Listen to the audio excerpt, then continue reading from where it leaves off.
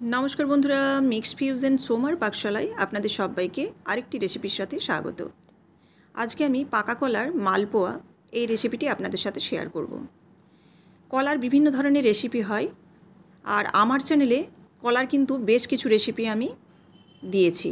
তো আপনারা চাইলে কিন্তু সেই কলার যে নতুন নতুন রেসিপিগুলো দিয়েছি সেগুলো কিন্তু দেখেও নিতে পারেন। চলুন, আজকে মালপোয়া বানানোর জন্য প্রথমে নিয়ে নিয়েছি বেশ কিছু আমি কলা। এখানে 6 থেকে 7টা কলা আমি ব্যবহার করব। আপনারা আপনাদের পরিমাণ মতো কলা দেবেন। অনেক সময় কি হয়, কলা খুব বেশি পেকে গেলে উপরের খোসাটা খুব কালো হয়ে যায় আর ভেতরটা খুব নরম হয়ে যায়, তখন কিন্তু বাড়ির কেউ খেতে চায় না। সেই কলা দিয়েও কিন্তু আপনারা এই মালপোয়াটা বানিয়ে নিতে পারেন। অনেক সময় আমরা ভেবেই পাই না যে এই পাকা কলাগুলো দিয়ে কি করব। অনেক সময় হয়তো আমাদের ফেলেই দিতে হয়, কিন্তু অতিরিক্ত পেকে গেলেও কোনো চিন্তার কারণ নেই। আপনারা এইভাবে কিন্তু মালপোয়া বানিয়ে নিতে পারেন। যদিও আমি এখানে ফ্রেশ কলা ব্যবহার করেছি। তো দেখুন, এর জন্য আমি এখানে মোটামুটি 6 থেকে 7খানা কলা নিয়ে নিয়েছি। তো পরিমাণটা আপনারা আপনাদের মতো নেবেন। আমি এখানে একটু বেশি পরিমাণেই বানাচ্ছি। এই কলার সাথে আমি আরও বেশ কিছু জিনিস মিশাবো।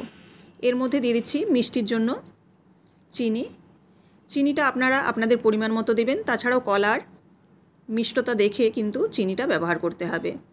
আর দিয়ে দিচ্ছি 2টো এলাচ, গোটা এলাচ দিয়েছি, আপনারা চাইলে কিন্তু গুঁড়ো এলাচও এখানে ব্যবহার করতে পারেন। এবার দেখুন, মিক্সিতে এটা খুব মিহি করে পেস্ট করে নিয়েছি। দিয়ে একটা আমি পাত্রের মধ্যে ঢেলে নিলাম। একটা বড় জায়গার মধ্যে ঢেলে নিয়েছি। এবার এর মধ্যে আমি মিশিয়ে দিচ্ছি 2 কাপের মতো ময়দা, আর 2 কাপ ময়দার সাথে দিয়ে দিচ্ছি হাফ কাপের মতো সুজি। আর এখানে দিয়ে দেবো খুব সামান্য লবণ। মিষ্টি জিনিসের সাথে একটু যদি লবণ দেওয়া হয় তার টেস্টটা কিন্তু অনেকটাই বেড়ে যায়। তো সেই কারণেই আমি একটু লবণ দিয়েছি। দিয়ে এবার আমি এই কলার সাথে ভালোভাবে আগে ময়দাটাকে মেখে নেব।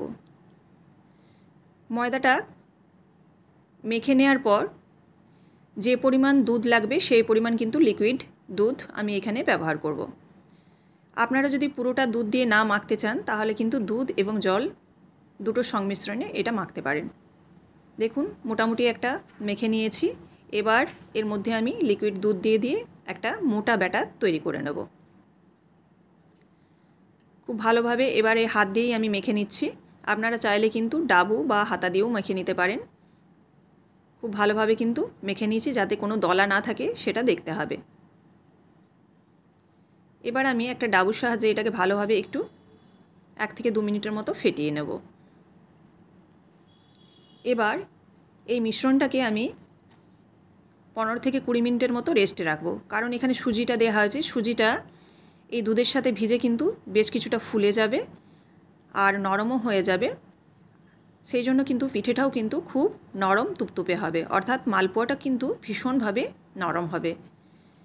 আমি এখানে ঢাকা দিয়ে দিলাম 20 মিনিটের মতো। তারপর 20 মিনিট পর আমি চলে এসেছি। এখানে কড়াই দিয়ে দিয়েছি সাদা তেল, আর এখানে দিয়ে দিচ্ছি 2 চামচের মতো ঘি। এই ঘিটা দিলে কিন্তু খুব ভালো একটা ফ্লেভার আসবে, সেই জন্য কিন্তু আমি কম করে একটু সাদা তেলের সাথে ঘি মিশিয়েছি। এবার তেলটা গরম করতে দিয়ে দিয়েছি। খুব ভালোভাবে যখন গরম হবে তখন এই ব্যাটারটাকে দেখুন একবার ভালোভাবে তল উপর করে নেব, অর্থাৎ নাড়াচাড়া করে নেব। আর সুজিটাও খুব ভালোভাবে কিন্তু এখানে ফুলে গেছে। এবার তেলের মধ্যে দিয়ে এপিট ওপিট উল্টে লাল করে ভেজে নেব। তো এই রেসিপিটি আপনারা যখন পাকা কলা থাকবে তখন কিন্তু খুব সহজেই বানিয়ে নিতে পারেন। এখানে আমি হলুদ কলা ব্যবহার করেছি। আপনারা চাইলে কিন্তু সিঙ্গাপুরি যে কলা হয় লম্বা, সেই কলাও কিন্তু ব্যবহার করতে পারেন। আর দেখুন, এইভাবেই কিন্তু আমি ঘিয়েতে লাল করে ভেজে নিচ্ছি। সাদা তেল এবং ঘিয়ের মধ্যে এরকমভাবে লাল করে ভেজে নিতে হবে। এই ভাজার সময় প্রথমে কিন্তু তেলটাকে খুব ভালোভাবে গরম করে নিতে হবে। তারপর ব্যাটারটা দেওয়ার পর মিডিয়াম এবং লো ফ্লেমে এইভাবেই কিন্তু পিঠেটাকে অর্থাৎ মালপোয়াটাকে ভেজে নিতে হবে। কারণ ফুল ফ্লেম দিলে এখানে হবে কি, ভেতরটা কাঁচা থেকে যাবে, ওপরটা খুব লাল হয়ে যাবে। তো সেক্ষেত্রে মিডিয়াম ফ্লেমেই ভেজে নেওয়া উচিত। এবার দেখুন, আমি একসাথে 3টে দিয়ে দিয়েছি, কারণ কড়ার মধ্যে জায়গা ছিল। আর তাছাড়াও কিন্তু এই ব্যাটারটা খুব মোটা, সেজন্য কিন্তু চারদিকে ছিটিয়ে যাচ্ছে না। এই জন্য কিন্তু আমি একসাথে 3টে করে মালপোয়া ভেজে নিচ্ছি। এইভাবেই সমস্ত মালপোয়াগুলো আমি এক এক করে ভেজে নেব। এই রেসিপিটি যদি ভালো লেগে থাকে অবশ্যই লাইক, কমেন্ট এবং শেয়ার করবেন। আর এরকমই বিভিন্ন ধরনের রেসিপি পাওয়ার জন্য অবশ্যই চ্যানেলটিকে সাবস্ক্রাইব করে বেল বাটনটি প্রেস করে দেবেন, যাতে আমার সমস্ত রান্নার ভিডিওর আপডেট আপনাদের কাছে সবার আগে পৌঁছে যায়। যারা ফেসবুক থেকে দেখছেন তারা অবশ্যই পেজটিকে ফলো করে দেওয়ার অনুরোধ রইল। দেখুন এখানে আমি প্রত্যেকটা মালপোয়াই কিন্তু এইভাবে ভেজে নিলাম। আর এই রেসিপিটি কিন্তু বাচ্চাদের ক্ষেত্রেও ভীষণই ভালো, কারণ বাচ্চারা ভীষণ ভালো এই মিষ্টি জাতীয় জিনিসটি খায়। তাছাড়াও যারা মিষ্টি খেতে পছন্দ করেন তারাও কিন্তু এই রেসিপিটি খুব সহজেই বানিয়ে নিতে পারেন। দেখুন আমি সমস্ত ভেজে নিয়েছি আর একটা সার্ভিং প্লেটের মধ্যে রেডিও করে নিয়েছি। তো আপনাদের আমি একটু ভেঙে দেখাবো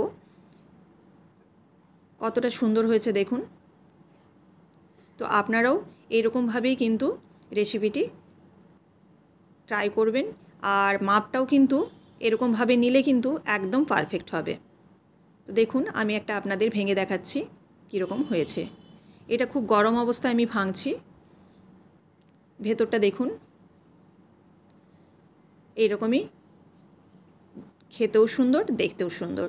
তো আবারও আপনাদের সাথে দেখা হচ্ছে নেক্সট রেসিপিতে। সবাই ভালো থাকবেন, ধন্যবাদ।